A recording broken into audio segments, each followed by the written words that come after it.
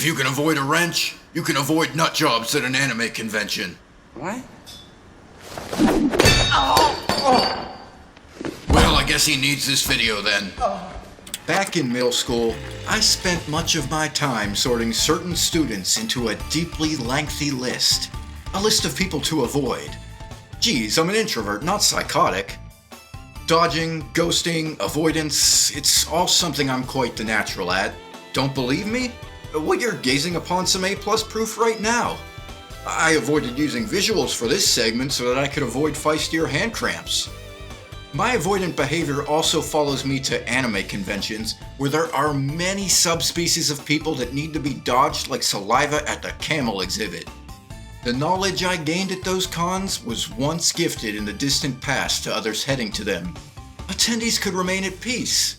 Or so I thought. Society has since been crumbling, conventions are growing, reality has become clouded. Anime fans can't differentiate anime subtitles from those girl shorts with words on them. Call them booty subtitles. Now, as a bit of a disclaimer, and based on comments from the first video, apparently I need to mention that this video isn't entirely serious. You don't need to make excuses for yourselves. Of course there are exceptions to the people I'll complain about, except the Smash players. If you're alternatively taking my guidance on anime cons as gospel, then you might need some further advice that's from more than just me. Don't take me seriously, I fucked up Easy Mac like 3 times. Have fun, be yourself, but don't avoid the rest of this video. If you've ever been to a single con, then you should probably know that our first offender is harder to avoid than booty cracks in the card game room. It's Deadpool cosplayers, who all must contain some sort of uncontrollable psychological urge to insert themselves into everything. It doesn't matter what's going on, they must be involved. There could be the most able-bodied Deadpool, but they would dash over in a heartbeat just to strike a nimble pose and photobomb a photo shoot for physically disabled cosplayers. But hey, at least he got to be included, right? Deadpool cosplayers are bigger self-inserts than isekai main characters. Good for them, I guess, because they all truly act like their main characters. But how can that be when they all act the same exact goddamn way? A complete lack of character depth. I'd even rather hear from the most one-note character out there. Hey, psst, that's your cue.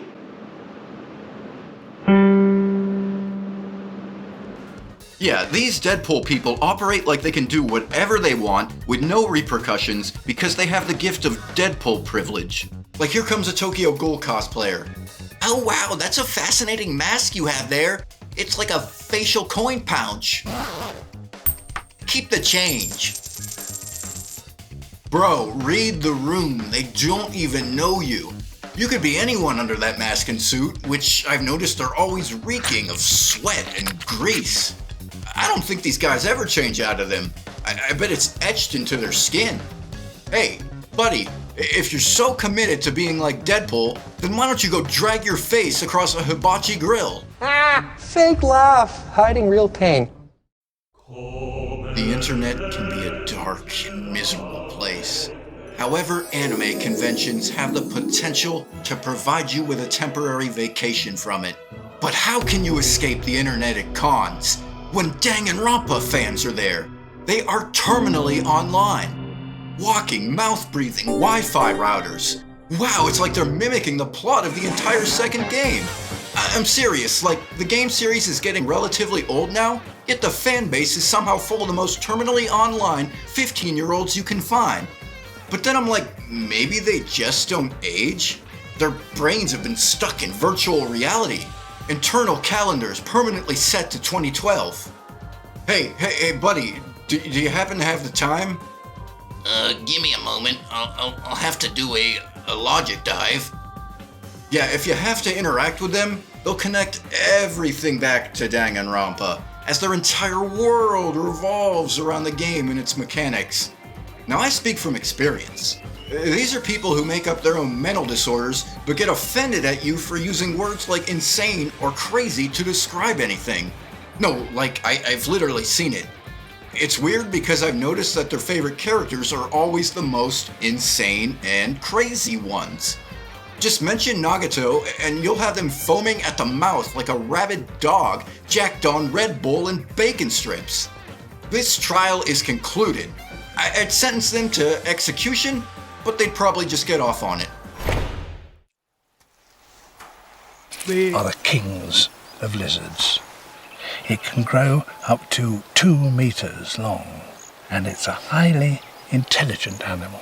D-I-N-O-S-A, you are a dinosaur. Yup, you'll need to evade these guys like Yoshi evades his taxes. Those damn people still dressing up in those inflatable dino costumes. Guys, the charm, the joke, it's all dead. Just like those horse masks, but instead of beating a dead horse, you're beating a dead extinct dinosaur. Ask Nicki Minaj if you don't believe me. Photobombing a selfie? That is so early 2014, you stupid fucking dinosaur! Get the fuck out of here! Yeah, these dinos get in the way of absolutely everything. Escalators, elevators, the food trucks that turn the con into a toilet convention. Stop, open the door, everybody's gotta make way for the goddamn dinosaur. My modern present day ass cheeks.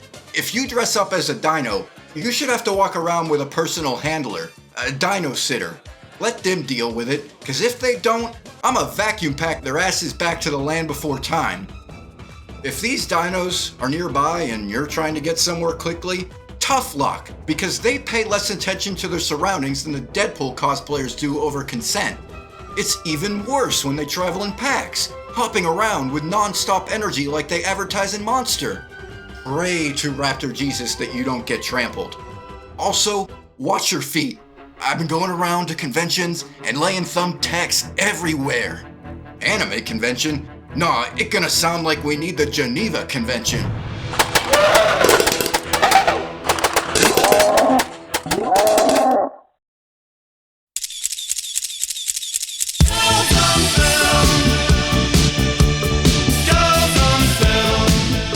Yes, our next group are those super old photographers who always seem to be taking thousands of pictures of half-naked cosplay girls that appear to be about 4 times less the ages than they are.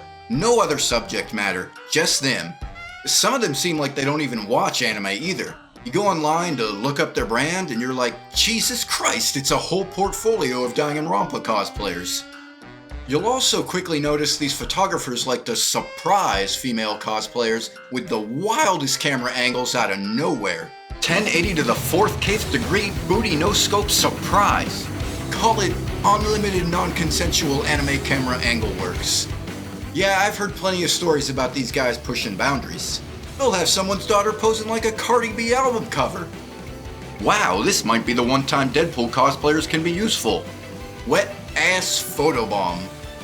So yeah, stay clear if you get strange vibes from a photographer who is balding harder than his subject matter. Instead, come embarrass yourselves in my cringe con montages. I actually know a thing or two about consent. Right, Moist? Moist! You should avoid this next group at the level health insurance companies do with claims. The normies staying at the con hotels. They come in a few variations. First are the whiny Christian Karens who look at us like we're Lucifer if he lost a bet with Jesus. The type of lady who will file a noise complaint at 8 in the evening over the most minuscule anime noises. Man, how are the JoJo cosplayers supposed to practice their mating calls? What's up with that vanilla face? Me and my homie Azamat just parked that slab outside. Yes, I am here to you. Then you got parents mad about their kids having to see us. Oh, won't someone please think of the children? People are. Just ask one of those old dudes with a camera. You'll find some more accepting parents, but then they'll want cosplayers to interact with their spawns from hell. Oh my god, can my little Sasha get a photo with you, Elsa? Hey, look, Billy, it's that one green man guy that you always talk about. Fuck off, Billy. Deco's too neurodivergent to know how to interact with you. And Sasha, you don't want a photo with Elsa. She bought that shit off AliExpress. She's a fraud! Meanwhile, somehow irrelevant sports league teams always seem to be at the same hotels on con weekends. Truly the most awkward clash of racial cultures. The younger sports players would love to hype up cosplayers in an ironic manner. Well, how about I hype up how you're 2 for 40 on the field, Jordan? Don't you believe in yourself? Go plus ultra, you Nepo baby! Then there's also the painfully awkward elevator rides. You'll find boomers making cheesy cliche attempts at humor. Oh boy, is there some sort of circus in town? That's where you whisper to the furry, hey, tell him that your costume is an Antifa mascot. And finally, you'll get the occasional rich fancy dress dudes there for business conferences, I assume. Meanwhile, we're all dirt broke just from being here. Class warfare at its finest. Man, don't look at us like we're poor. We're just holding on to lots of fictional investments. All in all, these everyday people should learn how to research the events going on that weekend before selecting a hotel. We're at the Holiday Inn, and it's Golden Week, bitch!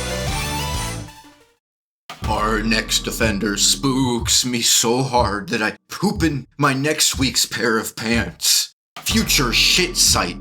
It's booth girls, but even more particularly, those adult cosplay booth girls. You know, the ones that do the nude modeling and cosplay? Kind of an oxymoron, isn't it? Now, I'm not doing this to slut shame. I'm literally just too neurodivergent to know how to interact with them. And I'm certain that issue is shared with many of you who are watching. See, one time I was browsing the sinful aisles in the 18+ section of the vendor hall, looking for some booty art. After turning the corner, I suddenly find myself in one of their booths, and the girls start immediately introducing to me what they do and all. I start getting nervous. I was expecting to make my way to some balding middle-aged man ready to sell me his Megaman doujinshi. Not this. This is like when SpongeBob and Patrick had to run through the perfume department. What do I even say in this situation? I can't even think straight. Is this a lemonade stand? If you buy anything, I feel that you're gonna look like the king of goons no matter what. Then the girls start telling me about their official trading cards. They were marketed like a literal TCG game. They looked nice, but I didn't want to sound overly pervy or anything. A loss for words I had. Nice stats? This was followed by them showing me their models in the photo books that you can buy. Ladies, I'm poor. You look great, but I'm essentially doing the gooning version of window shopping. Window gooning. Now, girls, I respect your confidence. You really want me to buy something, but can you even beat Goku in a fight? Huh? It's your balls, Bulma. They're gone. What? You're kidding me. How? Goku! Win! Everything the light touches is our kingdom.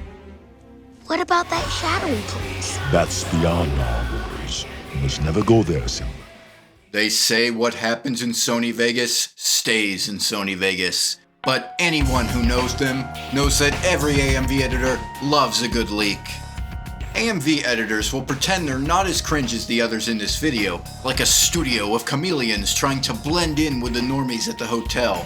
But any nature documentary will show you that editors are as equally embarrassing as the others here. My proof? Why, I've lived among them as one for ages now, like that undercover robot monkey sent into the wild to examine other apes. I've gathered data that these guys are mad easy to avoid. Let me explain. The AMV room and the hotel, they're like the true indoors to editors. Everywhere else to them, they don't set foot there. They play in the con floor as lava. While they fail to blend in with the normies effectively, they sure as hell feel like they're a literal part of the hotel. Well, at least I get to cosplay a damn good piece of furniture. But like, I want us to go do something. How do these people always need to rest? Editors really are just like their editing software, always crashing. Meanwhile, if you attend the AMV contest and end up next to an editor, remain calm, because they'll likely just end up walking out early anyways, as many don't even enjoy partaking in their own hobby. Long-distant cousins with League players. Now, if one does try to talk to you, prepare yourself for pain, as they're going to brag a lot, and they will have you thinking that some of them are undercover photo booth girls with how desperately they want you to subscribe to them. You'll also get to hear their own disdain for the other dorky con-goers there, Which is interesting when you consider how pathetically some of them attempt to pander to those same people with their contest AMVs. All that matters is getting that shiny plastic trophy that'll sit in a cardboard box somewhere. So if everything about them so far concerns you, then man, you don't even want to hear about the AMV editor dinners they always do. Yeah, they come into our restaurant at this same time every year, and our boss wants to let them play their stupid music videos on our TV. I had to see Pikachu try to seduce a pony. And then they tip like garbage too. One of them tried to leave this as a tip. I'd rather serve those goddamn inflatable dinosaurs. Now, for this final category of people to be avoided like an up-and-coming shit after using a night out on a Taco Bell hidden menu, I just could not decide on one single thing. There were so many different people I wanted to still burn at the stake, so many sinners. Thus, I decided to do what Jesus Christ himself would do, and well, be all-inclusive and roast anyone. Here's every other type of person you should stay clear from at anime conventions. Okay, loot box vendors, Ahegao trenders, people who take photos in the worst spots, MLP fans, Vig stands, people in Homestuck clans, once again Smash players, Kirito cosplayers, grumpy con center employees, Jesus street preachers, AI leechers, people who take up too much of an artist's time, rave junkies who sneak into the con, guys who sit in the back of hentai panels, weebs who smell like absolute death and destruction. Oh wait, that's Smash players again. Free deodorant guys, they're trying to strip us of our identity. Conceited influencers, con moms, VTuber stands, sub super fans, dub super fans, really any fans who are obsessive, anyone in lines who offers high fives, anyone still wearing a Naruto headband, artists with Tumblr noses, cosplayers who show off their gnarly armpit hair or have big noisy feet, Bigfoot conspiracists, paranoid weebs, depressed weebs, deftly skinny weebs, inconveniently overweight weebs. Did I mention Smash players? Cosplayers who are balding, cosplay girls with acne, disabled cosplayers who hog elevators, honestly anyone who cosplays, even anyone who watches anime or reads manga. Normal people, autistic people, libertarians, liberals, conservatives, socialists, Nazis, Zoomers, millennials, boomers, Christians, Jews, atheists, Taoists, space aliens, illegal aliens, Asians, crackers, black people, green people, fake Americans, real Americans, smelly French people, especially ones who play Smash, men, women, trans people, cis people, femboys, cats, dogs, penguins, ligers, honestly the entire animal kingdom except for cute catboys in a totally hetero way, straight people, gays, bis, the entire alphabet, anyone named Todd, anyone who talks, anyone who can move, breathe, or was born into this world, atoms, particles, molecules, finally and basically avoid literally everyone and everything that has ever existed across all of infinite time in every dimension and every possible bullshit cinematic universe out there. Thank you, and good luck at your next convention.